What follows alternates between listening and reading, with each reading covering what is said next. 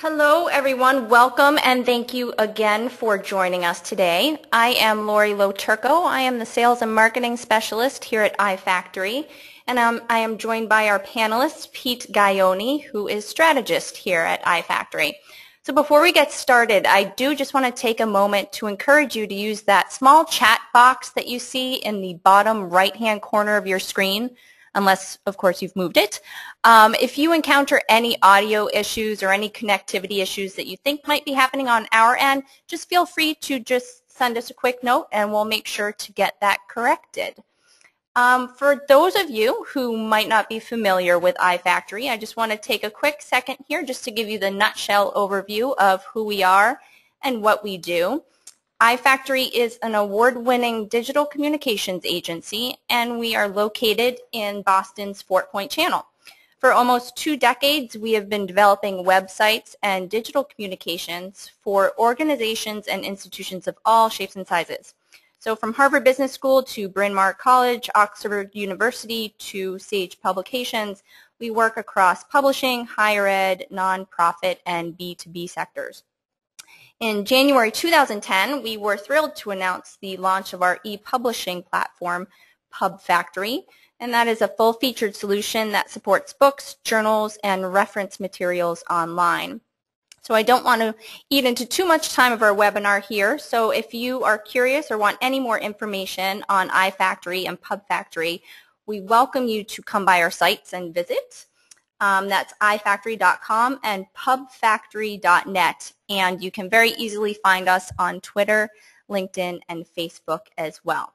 So without further ado, today we will be talking about your action plan and how to develop clear calls to action on your website to really guide a user's journey and make their visit useful and successful, and ultimately really engage them and build a relationship with them. So I now hand it over to Pete. Thanks, Lori. So folks, we are here to talk about calls to action today. I want this to be a relaxed, open forum, not too formal. If there are questions, please feel free to ask them in the interface over on the right. So we want to talk about calls to action in the context of guiding users through your site or encouraging them to take a particular action. It's a fine line. Web 2.0 talks about letting the users guide their own experience, letting them get access to information more quickly, access to each other more quickly. So the age of making sticky websites and controlling the user experience from the top down are over. Nonetheless, you know, if you have a commercial site or you have a site, for example, it's a higher ed site. I know a lot of the people here are in higher ed. There are obviously certain things that you want the users to do. It's not just about providing information in the sense of Wikipedia, where it's kind of an open encyclopedic approach.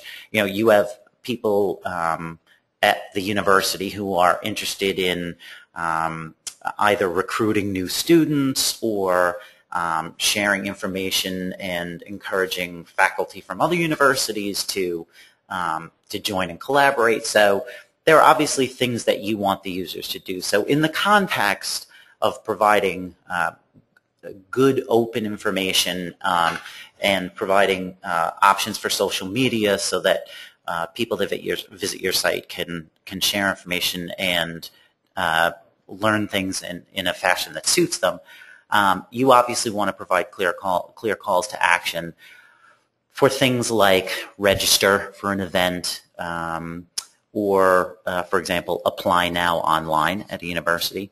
So we're going to talk about some of those things today. The calls to action specifically that you choose for your site are not always as obvious as they might seem at first. I know for one of our clients in higher education, while it is true that they want students to apply online, it turns out that one of the ways that they get applications is by having students register for an admissions event.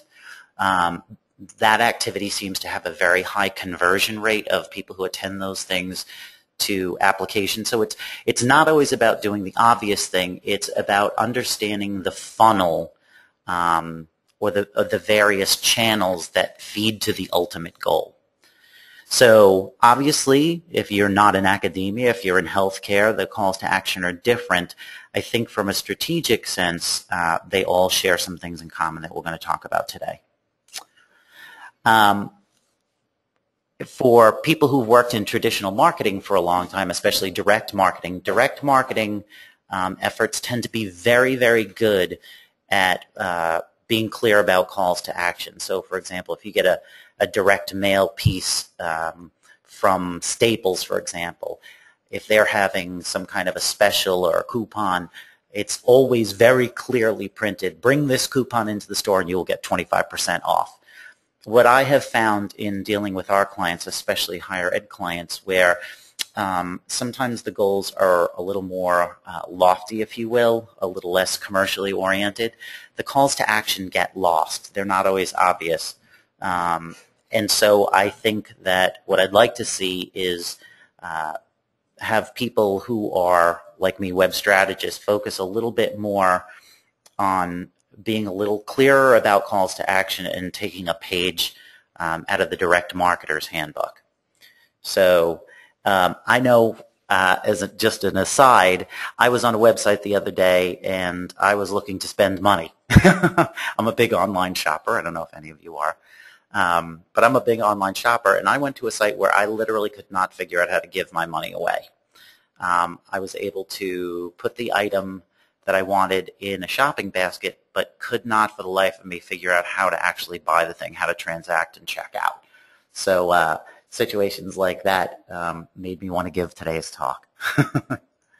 So calls to action are critical, obviously. Again, I think it's important to know the various channels by which you feed your ultimate goal, whether that's, again, getting prospective students to apply or some other action.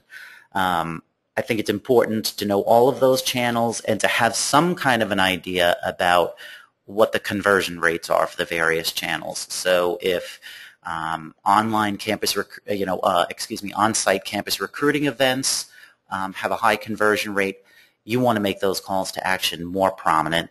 There are all kinds of calls to action. So obviously for commercial sites, for example, you have the old add to cart and buy now.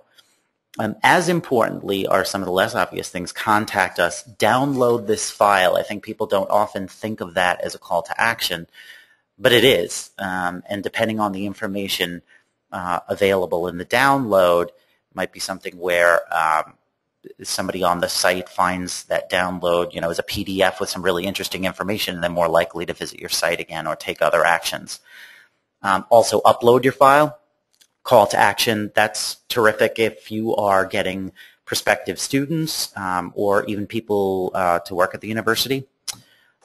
Rate this content. That's getting to be more and more popular. Not a lot of academic sites do it. I would love to see more of that because I think it would make for a more compelling experience to have users be sharing with other users. Post a comment, register to log in, attend a webinar. Share this, social media, obviously becoming more and more important as time goes by. Just as a quick aside, fun fact, more people now are visiting Facebook per day than are visiting Google. So I think that tells you about the importance of social media. So those share this icons, follow us on Facebook, follow us on Twitter, all those social media icons, more and more critical calls to action that really need to be on your site and be persistent and be in a prominent place. Email to a friend, again, nothing like viral marketing. So we've got some examples here of what the calls to actions are, and I think we want to talk a little bit about how they work, things that you shouldn't do.